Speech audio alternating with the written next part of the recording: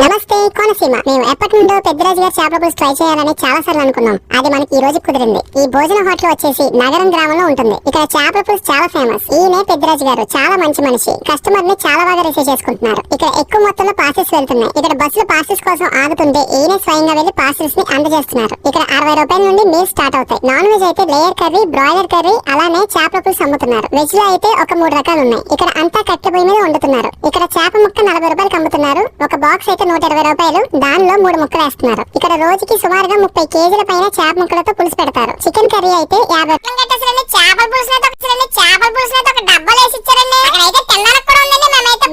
తీసుకున్నాం. ఇంటికి రాగానే అరిటాకు వేసుకుని వేడివేడి అన్నంలో ఈ చేపల పులుసు వేసుకుని తింటుంటే అదిరిపోయిందండి. అలానే లేయర్ కర్రీ చాలా బాగుంది. ఈ రేట్లకి చేపల పులుసు అలానే చికెన్ కర్రీ క్వాంటిటీ పరంగా అయితే చాలా ఎక్కువ ఇచ్చారు. టేస్ట్ కూడా చాలా బాగుంది. మీరు ఎంతమంది ట్రై చేశారు?